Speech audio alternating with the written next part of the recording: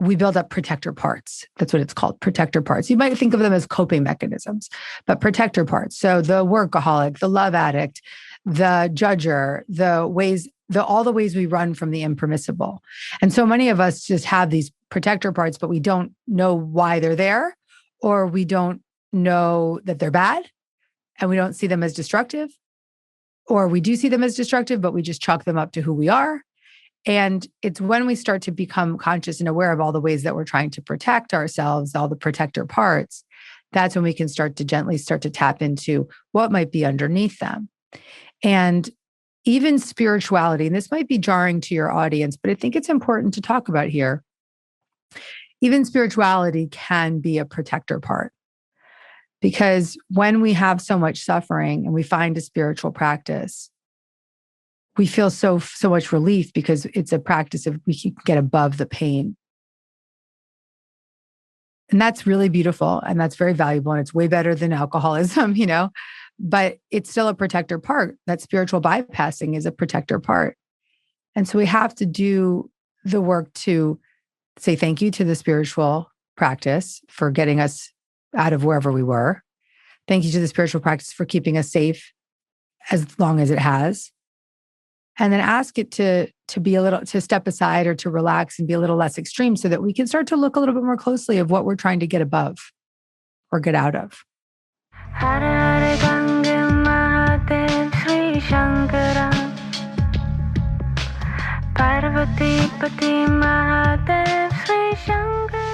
Namaste, it's Sahara Rose, and welcome back to the Highest Self podcast, a place where we discuss what makes you your soul's highest evolvement. If it's your first time listening, welcome. I'm so grateful to have you here. Really, the podcast is all about spirituality, but making it modern, grounded, related, approachable, because I feel like what happens sometimes in our spiritual journeys is we get so caught up in our heads and the practices, and we're connecting with intergalactic beings. And it's like, okay, how is this going to help me heal in my life and my relationships and my sense of purpose? So I love having conversations, especially with thought leaders like today's Gabby Bernstein, about practical approaches to healing that can help us live our fullest expressions. And I think what happens sometimes when we get on a spiritual journey is we forget about the base level psychological and emotional healing that also simultaneously needs to take place. And we can do this thing that's called spiritual bypass, which is when we bypass how we're actually feeling in the moment and think, oh, well, it's all good. Like everything happens for a reason, and negate what is actually showing up for us. I know for myself, if you've been listening to this podcast for the past couple months, I've been diving even deeper into my own healing journey because truthfully, it never ends. It's a constant spiral that forever unfolds. And the point is not to be totally healed either, but it's to look at the triggers, the wounds, the shadows as they come up, and to be courageous enough to dive into them. Sometimes we're with our parent and something's really triggering us and annoying us, and we stuff it away, or we take our anger out on our spouse or someone else, rather than sitting with what that trigger is and why we feel that way around that parent and what is activating within us emotionally that wants to be heard and felt and expressed. And when we can go into it, we actually find so much more compassion for ourselves of like, it's not that I'm an angry person or an anxious person or a depressed person, but it's actually a natural result of however I'm feeling in a deep level that I just haven't been addressing. It's that dormant emotion that's wanting to be felt and experienced. And the beautiful thing is once you truly feel an emotion, it no longer has a hold over you. You're no longer scared of it. It's not that boogeyman under the bed, but you're just in it. You're feeling it, feeling your feelings. It's the bravest thing you can do. And it's the ultimate path to freedom. So I'm really excited to sit with Gabby Bernstein, whom many of you know. She's been on the podcast multiple times now. She is a 9-time best-selling author and a good friend of mine as well, who really inspires me. Before I wrote my first book, she was someone that I really looked up to as a female in the spiritual space, sharing her story. And this book is beyond my favorite of hers because she gets very, very vulnerable. And I really related to so much of what she said about, especially if any of you guys listening are entrepreneurs or, the people in your house who are responsible for a lot of things. Maybe you're the eldest child of immigrants. so many different facets that might make us feel really overly responsible and feeling like if we don't control things, they're going to fall apart. And in her new book, Happy Days, she shares her own experience of diving into her control, but also her many forms of addiction that she experienced throughout her life, that, a drug addiction became an alcohol addiction, became a work addiction, became even a spiritual addiction. And she was finally able to get to the bottom of that, which she shares in a really vulnerable way, and then offers us practical tools to embark on our own healing journey. So I do want to share a trigger warning that there is conversation about sexual abuse that does happen in this episode. So if that is a trigger for you, I just advise you to proceed accordingly and really take care of yourself. And with this healing work, just know that sometimes triggers do arise, and it's so important that we get the support that we need to be able to move through whatever experiences are showing up in a way that we feel completely supported.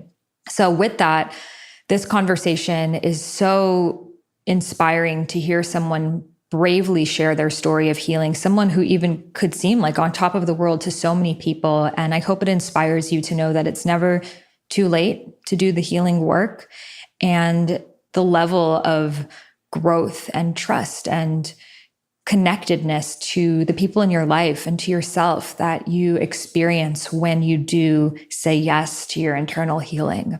So with that, let's welcome Gabby Bernstein to the Highest Self podcast. And before we get started, if you are interested in actually having a career helping others with their spiritual growth, aligning with their soul's purpose, incorporating tools like breathwork and meditation to help people become their most abundant selves, well, if you are interested in this opportunity, then I invite you to join me in Dharma Coaching Institute. This is my accredited school where you will become trained in just 6 months to become a certified spiritual life coach as well as a soul purpose coach. We teach you everything you need to know, from how to coach to how to sign clients, and many, many different Dharma frameworks that you can use, such as the Dharma discovery method and archetypes and so much more. So you'll actually know step by step what to coach people on, what practices to use, what frameworks for them to have the most incredible transformations. And we spend the last 2 months of the program teaching you everything you need to know on the business front. So if you're interested in learning more, head over to dharmacoachinginstitute.com. That's DHARMA coachinginstitute.com, and you'll be able to learn more information and join our waitlist for when doors open back up this March. I am so excited to invite you inside. We've had such incredible success stories from our now 2 rounds of over 800 coaches that have trained with us, and I'm so excited to welcome you in. Again, head over to dharmacoachinginstitute.com to join the waitlist and learn more.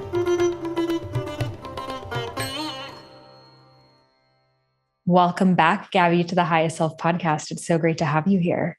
Hi, gorgeous. Been watching you dancing on the beaches with like funky animals. Speaking of funky animals, I have my beautiful leopard cat in this room with us. So she's so stunning. Oh, okay. If you want to cry a lot, we'll go in the other room. Okay. So the first question I'd love to ask you is, what makes you your highest self? Good place to start. I'm going to let her go. What makes me my highest self?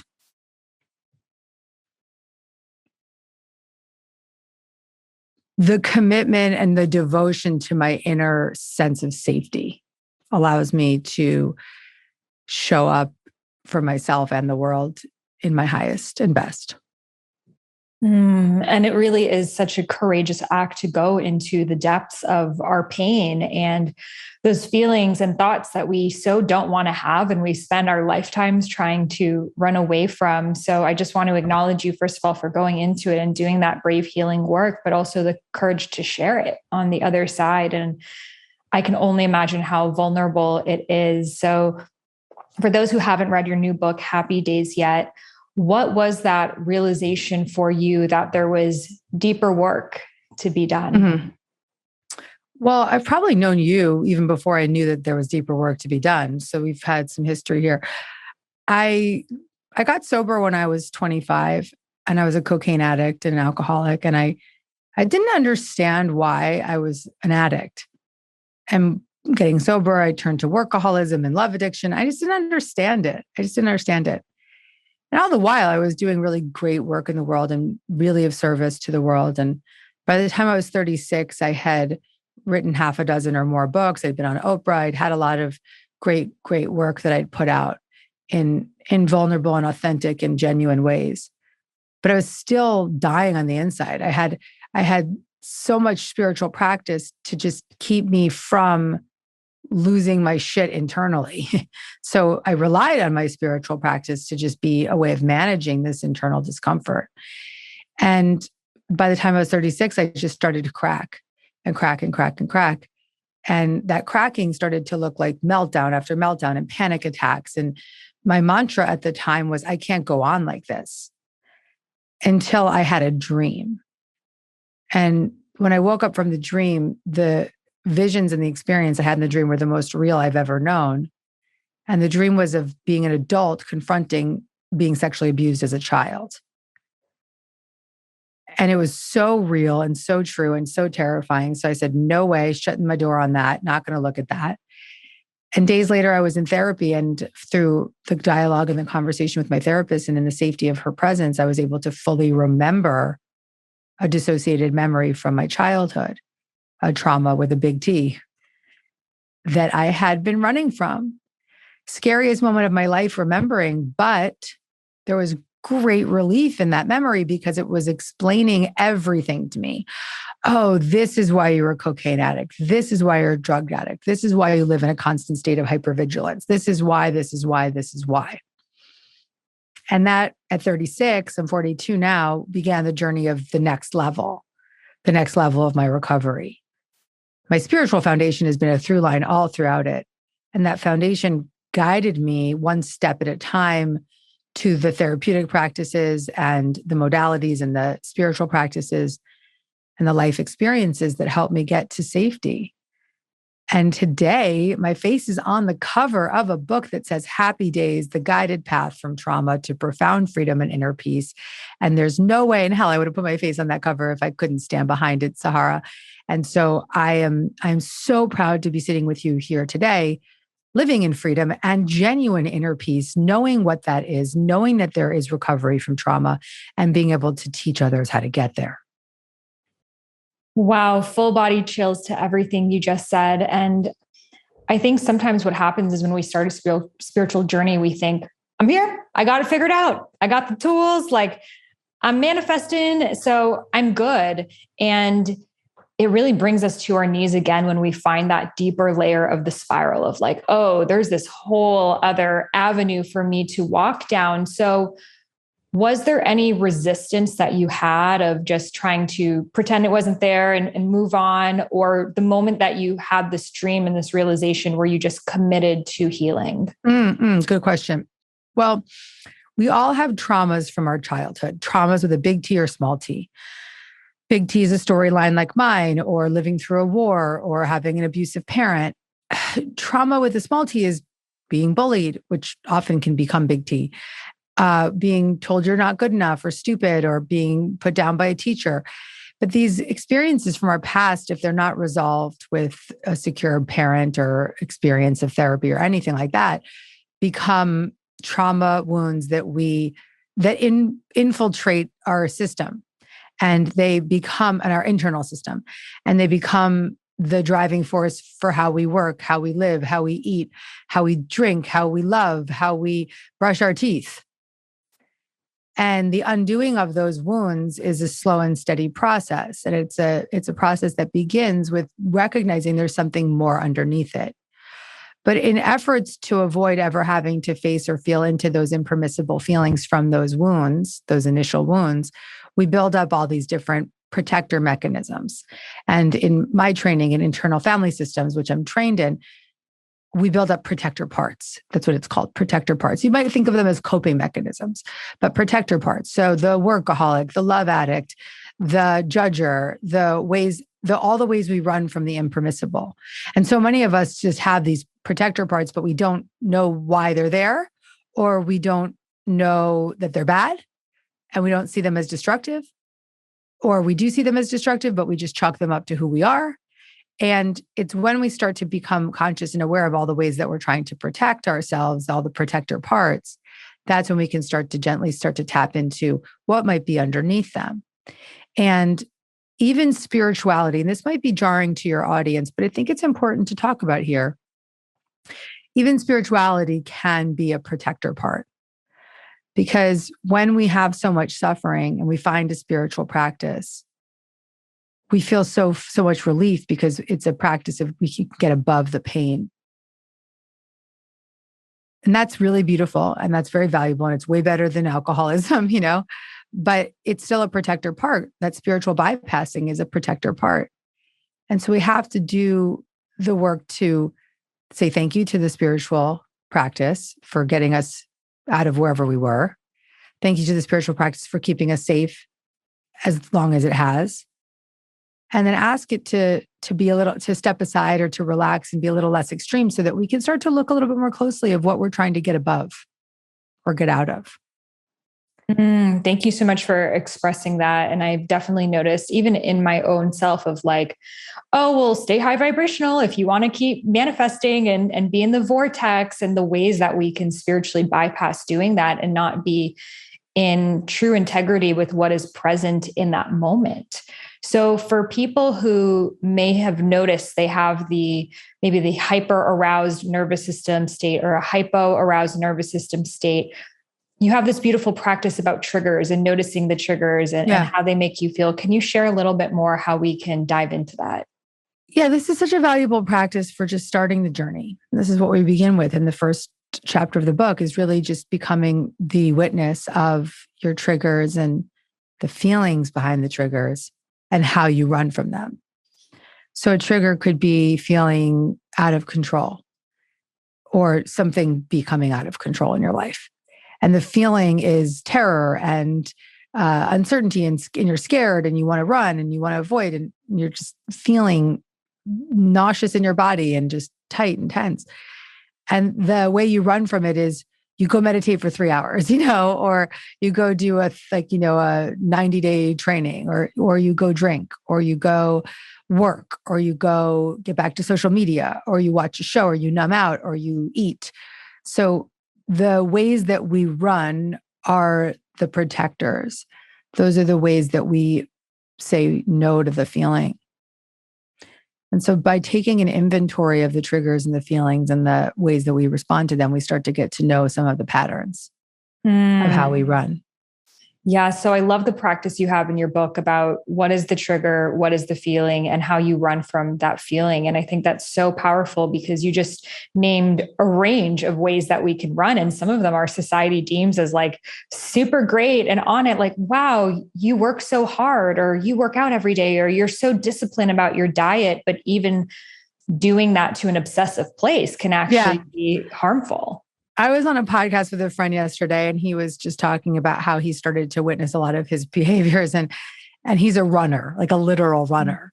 And he was like, yes, my runner is a protective part. He's like, I run and I run and I run physically, So yeah, it could be exercise. It could be food. It could be work.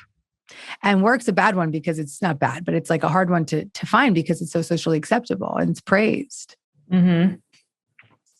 So can you share with us a little bit more about this internal family system and how we can use this as a therapeutic tool to bring back these different parts of ourselves?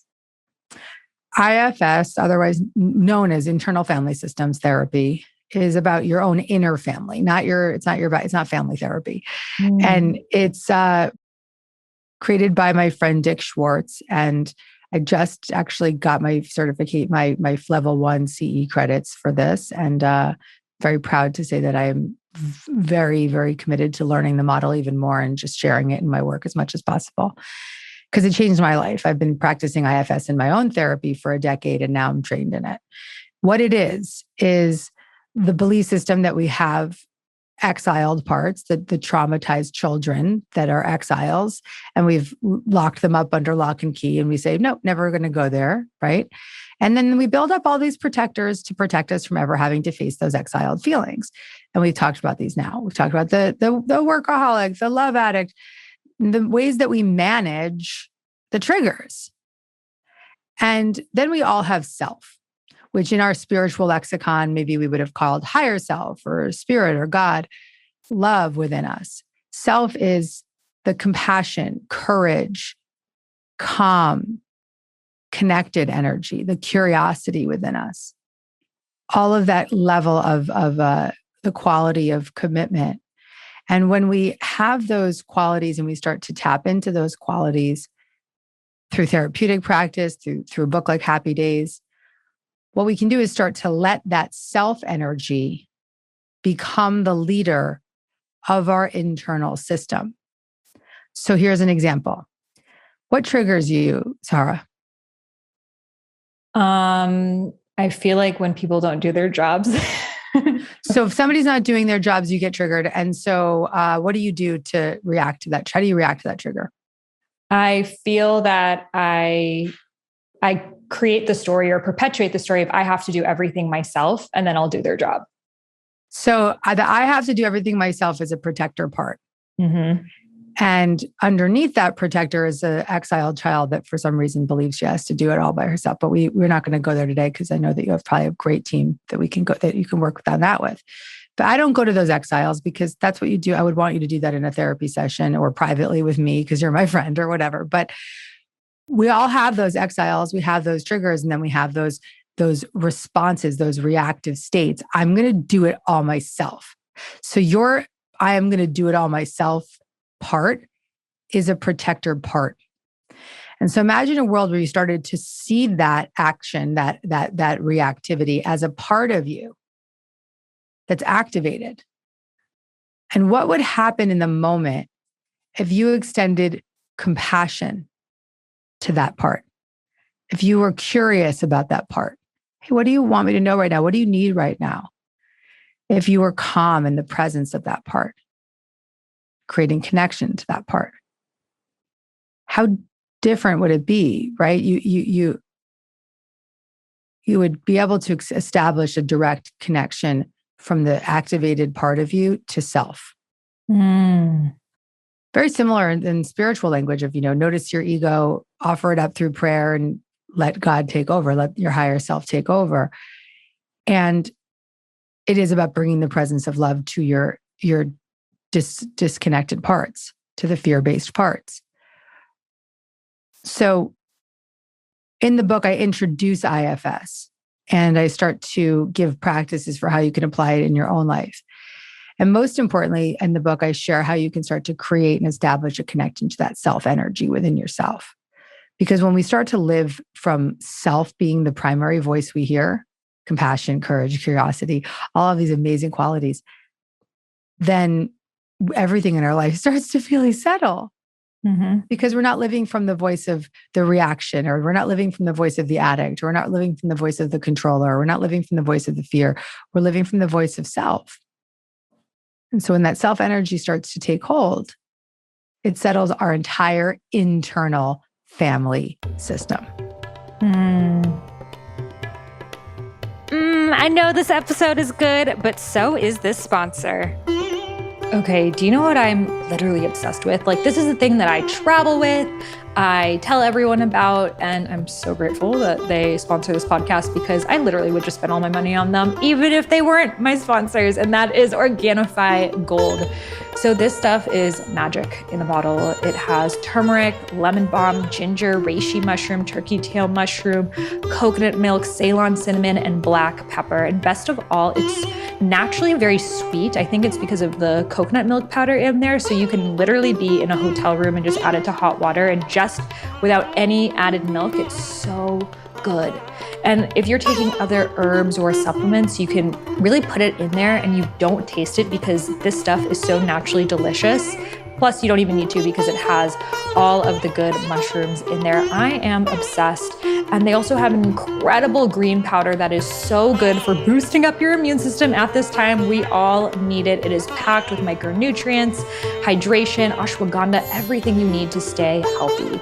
So we got an incredible discount for you, which is 20% off all of their products. You can head over to Organifi.com/Sahara. That's Organifi.com/Sahara to get 20% off your orders. That link is in the show notes, and you guys are gonna love it.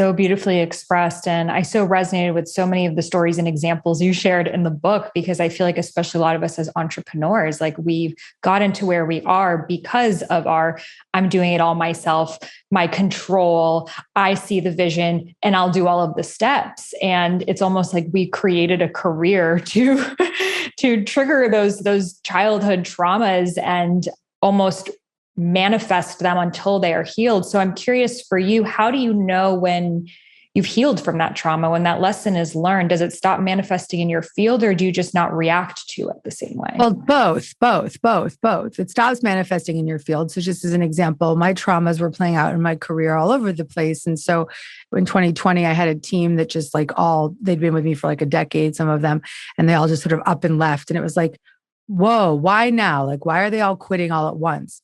Well, because my resonance wasn't resonant with them anymore. Like as we start to change our energy, everything in our life starts to change. My whole team now is a reflection of where I am now, and boundaried. And we don't have I'm not extending a codependent tie to them, and I'm only going to speak on my part, right? And so I'm not looking, to save everyone on the team. Like it's adults that are so proud to be here, solving interesting problems and serving the world. Like that's where we're at, right? And that's a reflection of my internal conditions. So yes, the people I'm manifesting in my life are different. The relationships are different. The way I show up is different. The way I respond is extraordinarily different. So I know that I'm in my recovery when things that used to super trigger me, I can witness the feeling and I can self-soothe in the moment, and then I can respond from self rather than from the trigger or from the protector. I love that so much. And it's almost like when we heal that aspect, that part of ourselves, and we give it that unconditional love, then it doesn't need to like scream to be heard anymore. It's just like, 100%. Okay, I see you there. Let's use my son toddler, my toddler who's 3 years old, Oliver, as an example. So Ollie is 3 and he has tantrums.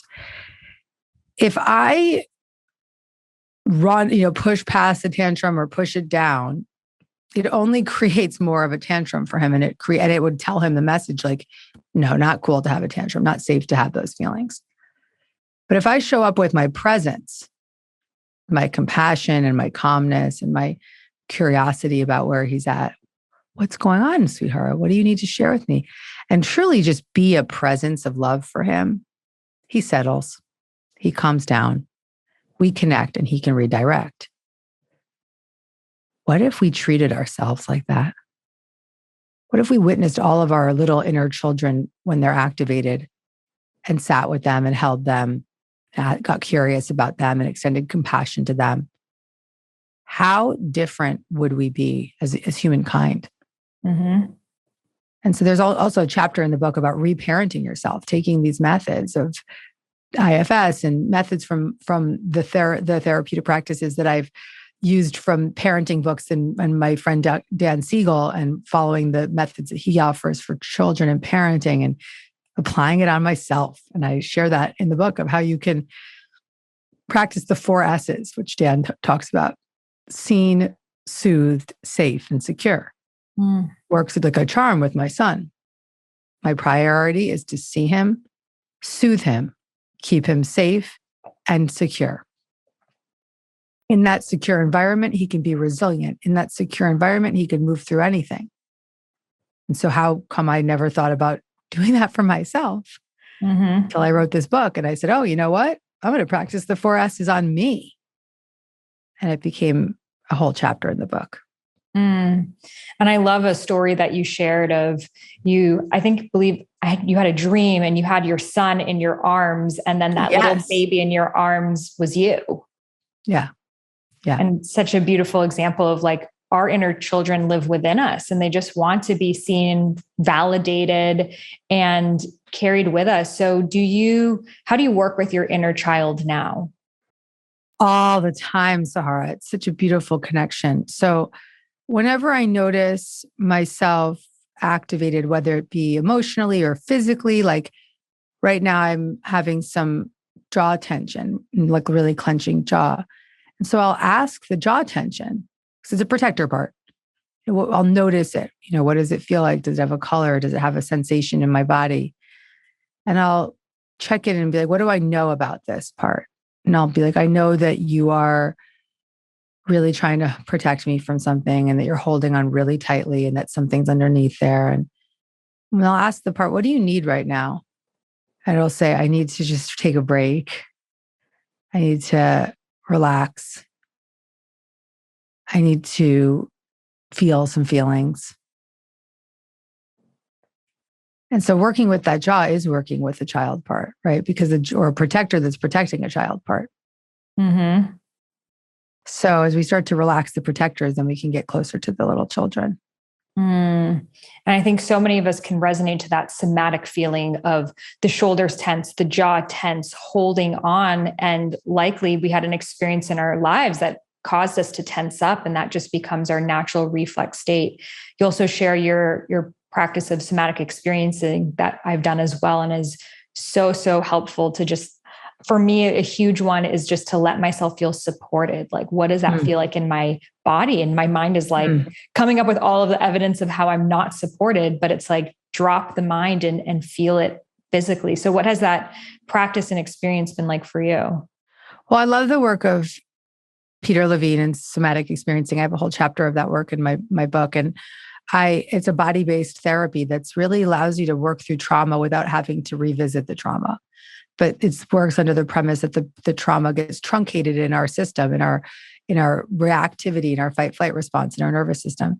And so when we start to slowly focus on the body rather than the story, we can begin to let the body actually complete its natural function of releasing the trauma.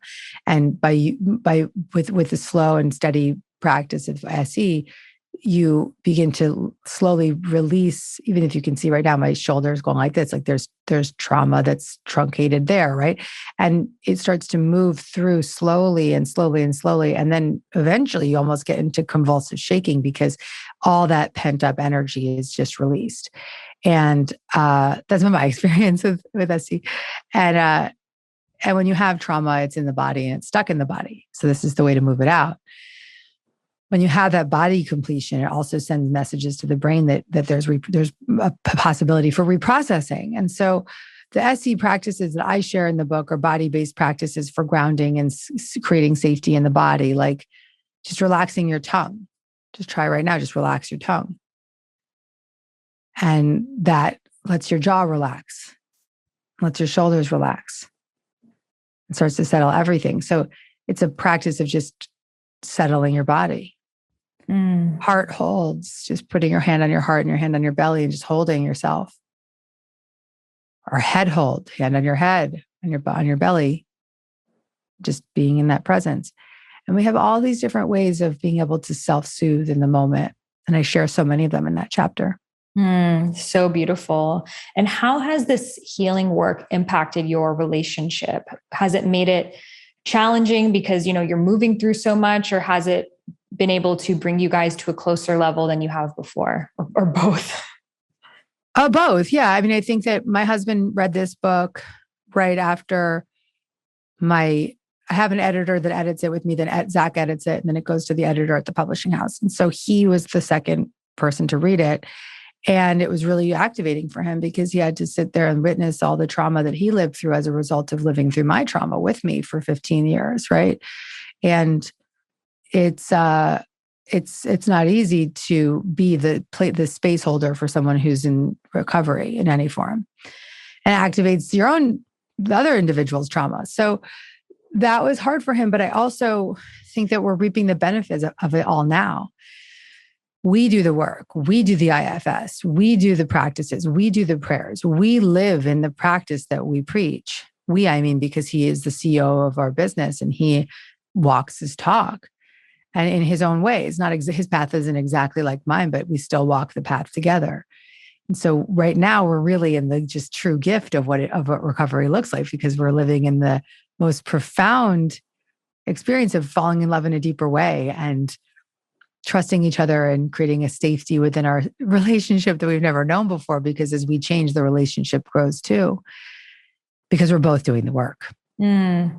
So beautifully said. And absolutely, it really allows you to connect on a deeper level when those layers that have closed our heart are not there. And we don't realize, because of the protection, how many of these layers that we hold and hold. And I think when you're excavating a layer, it's like dying for dear life. It's like, no, keep me here. I need to be here. And when you shatter that, it just opens you up to such a greater level of love and vulnerability, and really seeing each other for who you are.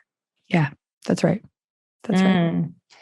So for someone who's listening to this and they're like, well, I don't think I have any big trauma. Do I really need to do this kind of healing work? Would you say wait until there's a big trigger that comes up, or just begin the practice and it's a lifelong commitment of constantly unraveling? I would say we're living through a really big trauma collectively right now. And we are, and we've lived through one with COVID. So even if you don't have big T trauma, and let's say you grew up with a secure attachment to your parents and everything is pretty steady in your system, it's still really hard to be alive right now. And our nervous systems are consistently shocked with news and horrific stories and fear of going to the grocery store because you don't want to get COVID or whatever your storyline is. And so I would say everyone would benefit from this book, but it's not going to be, it's going to be for those who are willing. It's going to be for someone that says, oh yeah, I can see that I have some big trauma that came up that's historical, or it's just from the present moment, or it's from living through COVID or whatever. And I want to face it now so that it doesn't get worse and I don't run from it more. Or I want to face it now also so that I have the bandwidth to be steady in the midst of future crisis, because there's a lot going on. Totally. I think all of us, collectively, it's this constant nervous system, like bouts of collective fear and trauma. And at the same time too, like you say, when you reach a certain level of safety, you may be able to remember things that you didn't think about before. I know in my own journey with my father, he grew up just very angry all the time. And he would just have these outbursts. And I just thought, oh, that's just what he's like. But I always had a lot of space and separation from him. But I noticed when I was around him, my body would tense up and it would protect myself. And I didn't want him near. And I actually had just gotten your book. So this is like a recent realization that I had, but I was reading your book and I was just thinking, like, what is it about him that's making me tense up? And I realized he has all of the symptoms of Asperger's syndrome. And he basically was undiagnosed with that. So when you have Asperger's, you have OCD and you have these outbursts and you don't understand how it affects other people. So being able to be honest with myself with how I felt allowed me to go deeper into this realization that now allows me to see him with more love and compassion and from a genuine place, feel closer to him. And also feel compassion towards the little Sahara who grew up in a home with an angry dad, right? We got to take care of her. Yes. And it's just such a beautiful and also painful as fuck practice to be really present with every single interaction and how your body is feeling. And when you start to notice those micro ways of oh, anxiety is here right now. Oh, I'm tensing myself. Oh, I'm backing away. What is this telling me? It's almost like when we start to notice the language of the body and the nervous system, it really opens us up to how we're feeling in ways that we may have never given ourselves the space to realize. It's a beautiful thing you're saying right now. And Peter Levine says that trauma is the inability to be present. And that's why it's such a body-based work, because when you use somatic experiencing in the practices of going into the body, you start to create a present awareness of what your body's telling you. And what you're mentioning is so, so profound, of just noticing when you tense up around your dad and other things that might activate the memory of your dad could tense you up in those moments. So we have this beautiful roadmap to what we can look at more closely through the body. Yes. So if you have any words to yourself, 20 years ago, 15 years ago, when you really began the spiritual journey, knowing what you know now, what would you tell her? I would tell her that she is safe, that I love her. I have so much compassion for her. I want her to know she is seen and that I'm always there to soothe her. So profound, and a message that all of us need to hear from our higher selves, our future selves, our inner selves. So thank you again for writing this book. It truly is an act of courage. I'm so grateful to be living in a time that books like this are being shared in the collective, and just the ripple effects of healing that it will create. So where can listeners get the book, the audio book, and learn more from you about this? Go wherever you get your books, or go to deargabby.com. You can get more counseling, coaching, love from me at my podcast, Dear Gabby. And if there's anything that we talked about today, if you're still listening to this podcast now, then that's a sign that there's a part of you that's saying, yeah, I think I want to go look at more. And I would really honor that desire. Mm-hmm. And also take the book slow. You don't have to you could just read it and not do any of the exercises. And then in a year from now, come back and start practicing the methods. Like, it's all about where you're at in your journey and what feels safe for you. Thank you again for being here today. I love you, my love. It's so good to be with you. Love you too. Have a good one. Wow. How powerful was that conversation? I invite you to just place a hand on your heart and close your eyes. And let's take a deep breath in together. And exhale out. Feeling any emotion that is present for you right now. And trusting that you have the courage and strength and support that you need to embark on your own healing journey. So I really just want to acknowledge you for listening to an episode like that. It's one that most people would probably run away from because of how confronting the healing journey can be. So I really just want to acknowledge you for sitting with it and for looking deep into the shadows that truly are where we are here to bring in light. So thank you so much for tuning in. Of course, check out Gabby's new book, Happy Days. There's so many incredible tools there. And if you are interested in your own career as a certified spiritual life coach, so you can support other people in stepping into their dharma, their soul's purpose, the big reason why they are here, and embark in their own healing journeys, then doors are opening this Friday for Dharma Coaching Institute. This is my accredited 6-month coaching institute where you will be trained in everything from coaching fundamentals, discovering your dharma, how to support others in doing the same, and business training. So you'll actually graduate being able to create your own coaching practice. So if you're interested, doors open this Friday, and I'm very, very excited to invite in our spring 2022 class. So head over to dharmacoachinginstitute.com to join our waitlist to get my free 3-part video series, which gives you more information. I'm so excited to invite you inside. So with that, thank you again for tuning into this conversation, and I'll see you on the next one.